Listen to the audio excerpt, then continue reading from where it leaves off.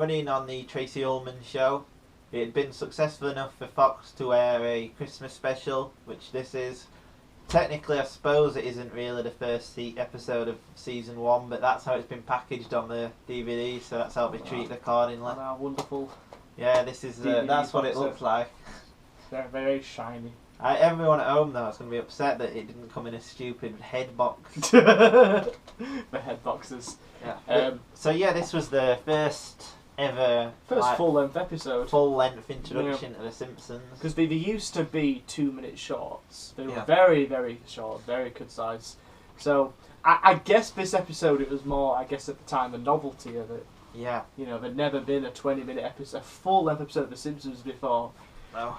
And they didn't really know how to do a beginning, middle, and end. No, I'm not a fan of this episode. Well, okay. Personally, Yeah. I think it's quite... I think it's charming. You know, I think they tried. Yeah. You know. Yeah. But I don't think they'd quite got it all down yet. Well, I think this episode just has a lot of problems. As you say, I can understand where they're coming from. They are problems from if you were to write something for the first time, or introducing things. But like, I think the tone, I think, is one of the things it does well.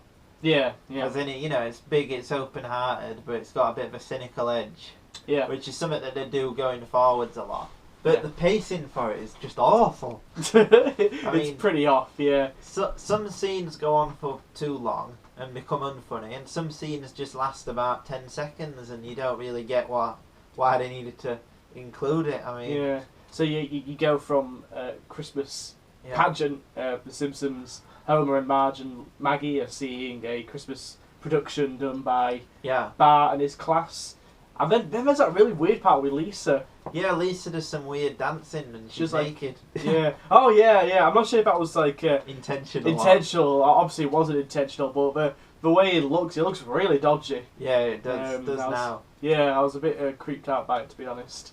Yeah. And you jump from that to Christmas at the Simpsons house. Yeah. Marge is writing a letter to somebody? Is she writing it to... No, she's not writing it to Patty. Yeah, it doesn't establish... It's not to Patty and Selma. They don't establish who it's writing. It's just somebody. But that's not important because they're introducing the characters. And then we kind of cut to the nuclear power plant. Yeah. Homer finds out he's not getting a Christmas bonus. And then we cut to them...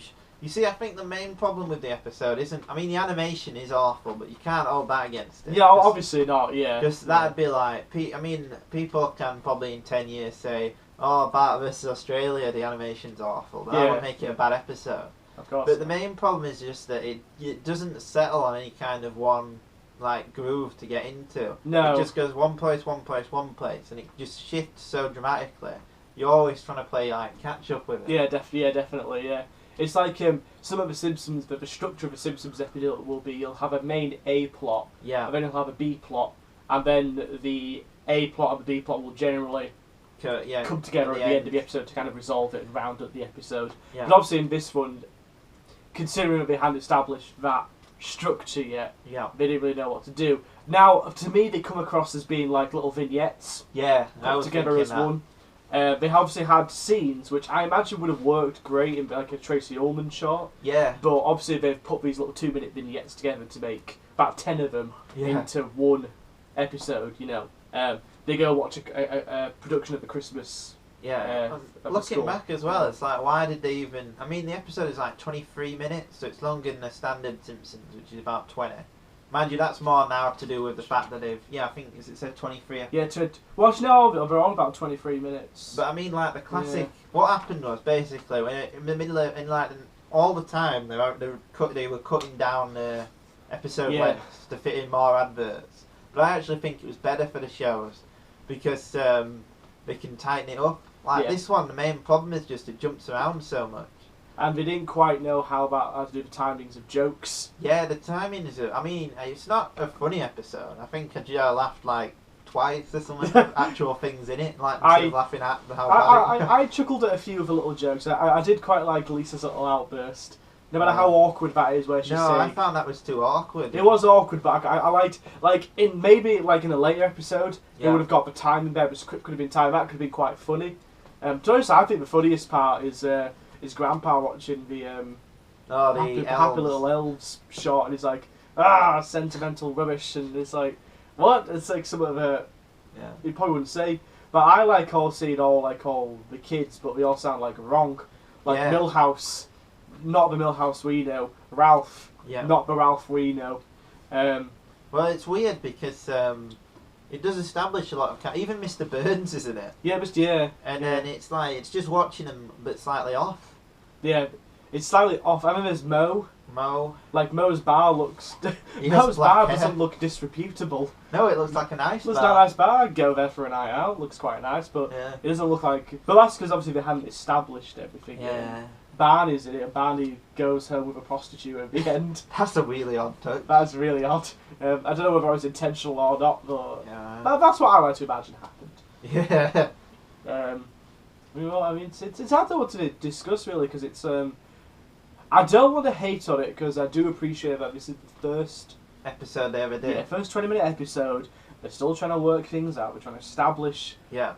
Because even Matt Groening said that when Fox, when they first approached Fox to do a TV series, Fox didn't quite get it. They were like, "Oh, so what do you want to do? Do you want to do like 20 10-minute shorts? Do you want to do 2 half-hour specials? Yeah. Do you want to do a 1 hour-long special?" And they were quite adamant, "No, we want to do 20-minute sitcom episodes," and we couldn't quite get their heads around that. Yeah. So I almost get the feeling that this episode, they packed so much in there, it was to prove to Fox that they could stretch this thing out to 20 minutes, so they threw as much in there as possible. Yeah.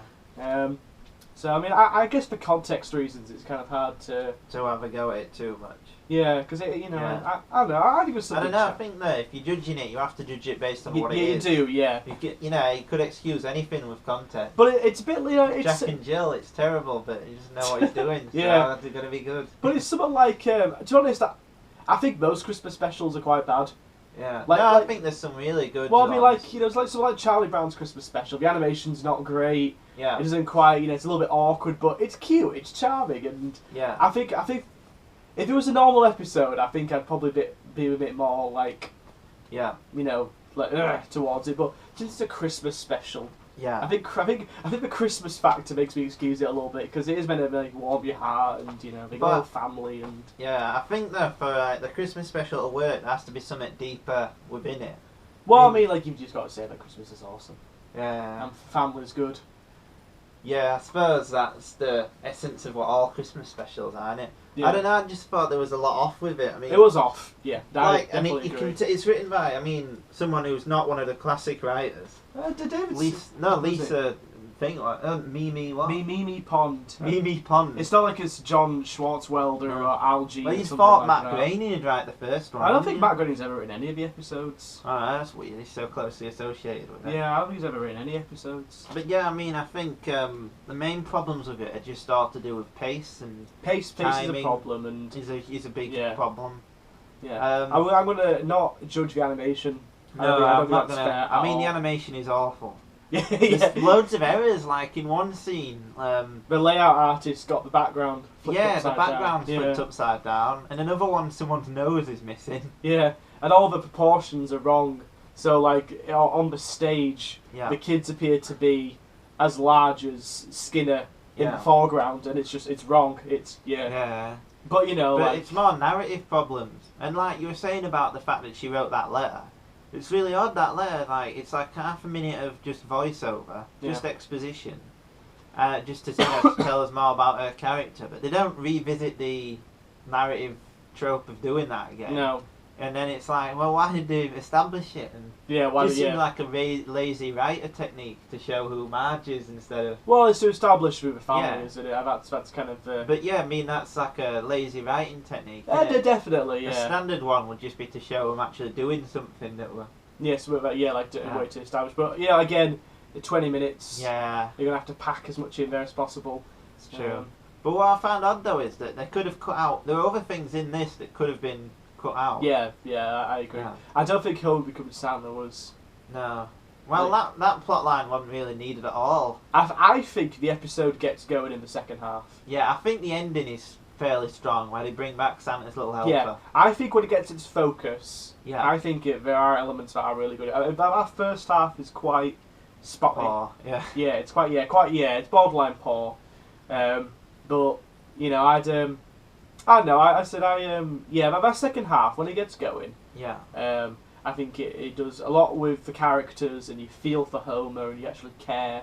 Yeah. And his admission at the end, and his disappointment that Santa's helper doesn't win, and then that moment when Santa's little helper runs into Homer's lap, you know, it's lap arms. You know, it's a good Christmas special moment. It's the kind of moment you want from a Christmas special, I think. Yeah. So I mean, for a rating, it's quite hard to rate this one. I think I'll be quite harsh. I think 3 out of 10. 3 out of, oh god. I think, well, you talked about what's wrong with it. Do you think there was anything it did really well? I think Patty and Selma and Marge were Patty and Selma, they're pretty strong. Patty and Selma are really strong in this episode. Well, I think that's more performance. Is it Julie Kavner? Julie Kavner, yeah. She's really great. That's strong from the beginning. I think... Oh, the band gets a tattoo as well. Yeah, that's a weird... Yeah, okay. I would give the episode a 5 out of 10. I'd say 3 out of 10 myself still. Yeah. So that's 5 from me. Yeah, 3 from me. 3. Do you think that if you watched this the first time, you could tell the promise of The Simpsons going forward? Do you think you would think, whoa, this is going to defy pop culture in the 90s? If I was a fan of, if I watched the Tracy Ullman short, I'd have been like, oh, that was quite cute, that was quite nice. Yeah. I'll probably never revisit it, but that was nice, that was cute, I'll watch it next Christmas. Yeah. It's not one I think, oh yeah, this show is going to go forward. Because obviously at the time I don't think there was any promise of a full season's worth of content. Well, I'm surprised that Fox commissioned a full series, because it's not that promising, that. No, not really. I mean the episode. I think I'd give it an extra 2 points, like I said, because I do like the second half. I think the second half is it establishes a lot of the heart the Simpsons has in those first 9 seasons. And I think that's what it goes forward. That's true. I didn't like it's weird that the meta humour in it, because there's like meta humour in this that's never revisited again. It doesn't really go in for a lot of meta humour. Yeah, I think there's quite a lot of meta humour in The Simpsons. It does meta humour, but not in the terms of just blatantly going like, oh, in a TV show, it'd be like this. Yeah. Like in this, he just comes out and says like, well, TV's taught me that it always goes well in the end for kids. And it's like, I think in a later one they'd have done it more subtly. And probably. I think. But there's like things in later Simpsons episodes, like in the good ones as well, where it's like, you know, like they'll say like, oh, you know, like animation so cheap we could just reuse the animation and nobody notices. And then the next shot is of an old piece of animation, but then we re-record the voices to mask that it's. And that's a meta joke. But that's got imagination to it. That's true. The joke isn't that he said that. The joke is that they do it again. They actually do it. Yeah. It's like there's another one which is funny where they talk about cheap animation and his mouth moves to the side. I don't know if you remember that one. Yeah. And that's funny because it's so random and surreal that they'd break the fourth wall like that. Or like, I think there's an episode where like they talk about animation again and how cheap it is to make. Flanders walks by and he's like, and you can replace the actors and no one can tell the diddly difference. It's a different actor voicing Flanders. But that's funny. Yeah, but that's because the joke is the thing that they've done to differentiate it. But this is the thing, like, factors like this is it's comparing it to later Simpsons when we're like in the prime. This is very early days. They're still trying to establish what these 20-minute episodes are going to be like, and I'm looking forward to see what they are going to do the rest of the season. But we're saying like obviously comparing it forwards is putting it up, but I think it puts it up in terms of rating to what it would be next. Because if you were just to look at it as like a self-contained thing, it's really weak. It's not as. No, it definitely. So you're right. So I think if it wasn't a Simpsons, it didn't have that tag on it, I think it would be like a 2 out of 10 or something. Yeah, maybe. Yeah. I don't know. I think 2's a bit harsh. I think since it's. Yeah. I think since it's sincere and it's for Christmas, I think you can kind of let it go a little bit. I think since it's a Christmas special, that's why I give it a 5 personally. Yeah, okay. I respect the charm and how they tried. Yeah. They tried the best. I am looking forward to the rest of the series though going forwards because I couldn't remember this at all. Like looking like this, I remembered almost all the story beats. Well, I just remember the ending where they get the dog. That's what most people remember. Yeah, everyone remembers. Yeah. I mean, this is quite a big Simpsons episode. It's probably one of the 20 best known, well-known. Most definitely well known. Yeah, it's nowhere near top 20 best. Not best, but it's well known. Yeah. So I mean, to have one of the most famous ones, I mean, to be so poor, it's quite odd. Quite odd. Yeah. Yeah. Okay. But yeah, that's fine. So yeah, 3 and 5. 3 and 5. Yeah. So straight 4. Straight 4. It's just a 4 out of 10. 4 out of 10. There you go. Yeah. All right.